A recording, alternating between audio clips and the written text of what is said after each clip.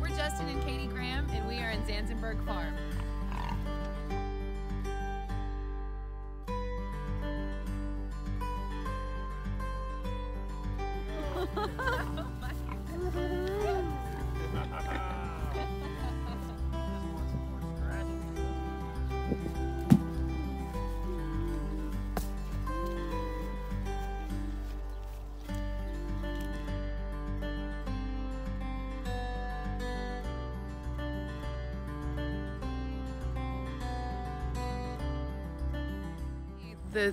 The premise behind what we're doing and how we're doing it is taking that old way of farming and bringing it back to new again. So our farm name is Zanzenberg Farm, and that name is the old original community name of Center Point, where we are located now.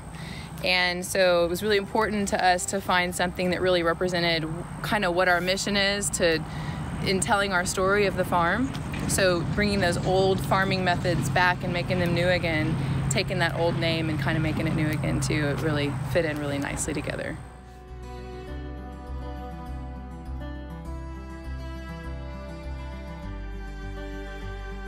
So in the middle, in between the tree lines, is where we plant diversity mixes for them to graze on, and then we just do that on a regenerative basis. So what that means is we let them in to graze, and as they've kind of taken things down, we rest that and we move them to the next one, and we water that or let it grow back, and it grows back stronger and healthier, and then we come back around to it usually about 3 times, and then we'll let it all go to seed and all go to maturity. Yeah, get my pants dirty. And then that's kind of how the whole system works, and that cycle happens like twice a year. We're probably a month away from being let out to the other pasture. They're ready to start coming out on this lane, and so that'll start. I'll probably introduce a 3-wire that's just out here, and then maybe into that paddock there, to allow them to come out and do a little more grazing. I was really focused on the nutrition side of food. I wanted healthy food, and I wanted to get healthy food to people. And I read a few books. One really changed my perspective of the food industry, and then led to agriculture, which was Omnivore's Dilemma. It was the Michael Pollan book, and he talked about Joel Salatin's farm. And it really got my mind thinking, like, I need to change the food pyramid, and now I need to get into USDA and change food policies, but it's not that easy. And so it really dawned on me that having a farm and raising food for your local community was really how you're going to make a difference in the food system. If everybody could do just a little bit of that part throughout, that's massive change. That's really cool stuff. So pigs, our land base is really small, and pigs are just wonderful. Like there's so many great things about pigs, from charcuterie to the lard to the skin to what they can do in your pasture. There's so many great benefits to having pigs. So we raise heritage breed pigs. Those are breeds that used to be raised on farms and homesteads many years ago, all before factory farming took over. They're just beautiful animals. They have a fantastic temperament. They do great outdoors. And so we specialize in raising them outdoors on open pastures and produce something called pastured pork. Pigs that are raised outside in the sunshine, in the fresh air, just naturally, that's in their natural environment, they are healthier, they're happier, they get to exercise, they produce a very high quality pork product.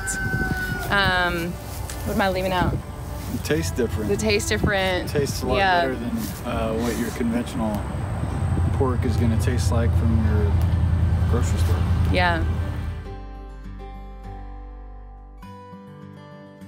There was something missing from it, and I think a lot of times we were plowing and there was just nothing. It was barren, and it was all this machine work, and you sat on a tractor and listened to the radio all day, and there wasn't this you know, what was missing is that it was a very stringent monoculture, a perfectionism culture. It was lifeless. Well, it was very lifeless. The benefit at the end of the day is understanding that the soil and the life and the biology that's working together in a network under our feet is healthier because of the chickens and the pigs and the cattle, the ducks.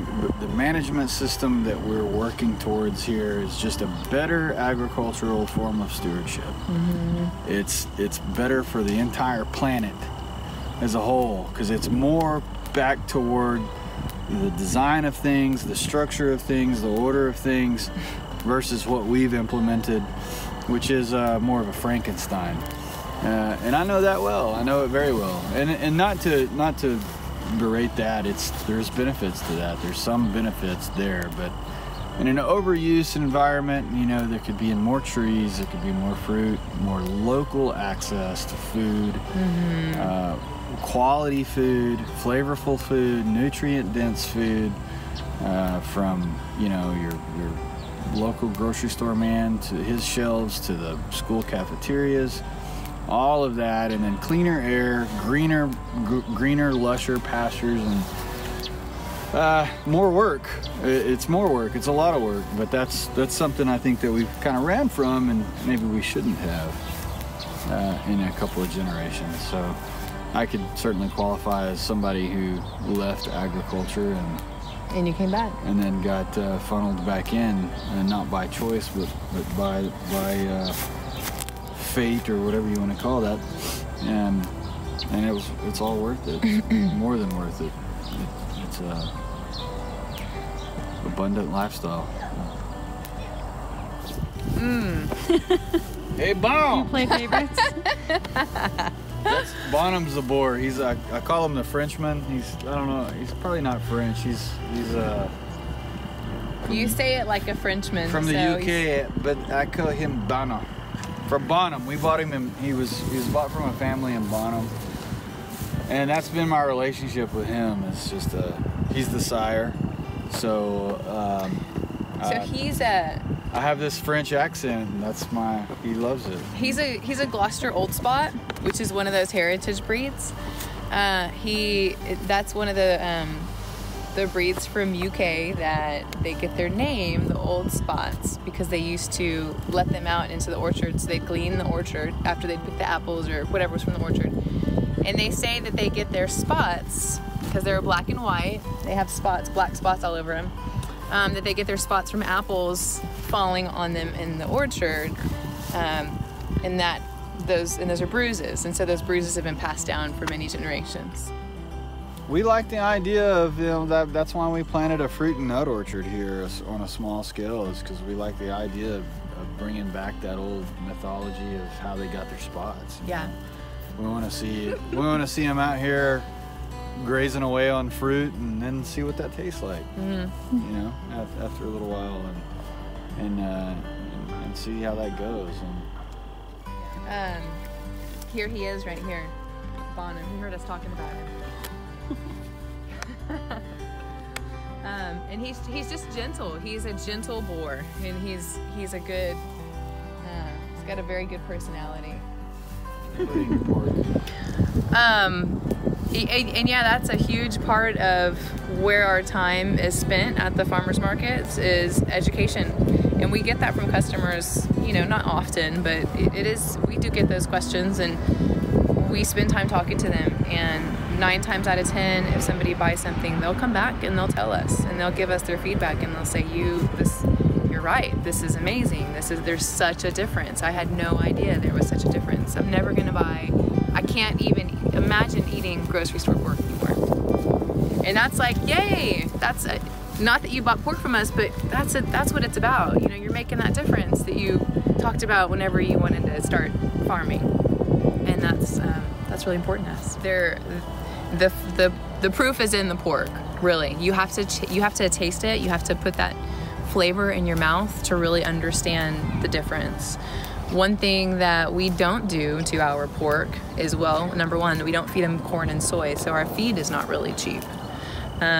it's not subsidized. We don't, you know, get tons of feed that's subsidized. But we also don't add water weight to our meat. We don't add a colorant to the meat. Like the meat that we serve and we sell at the farmer's market or to our restaurants is that. It is what you see is what you get. A horse or a pony? Get a pig. Get a pet pig. Do you have a favorite pig? Who's your favorite? Bonham. What a ball. Daddy, what's your favorite pig? I already told her it's him. What's your favorite pig?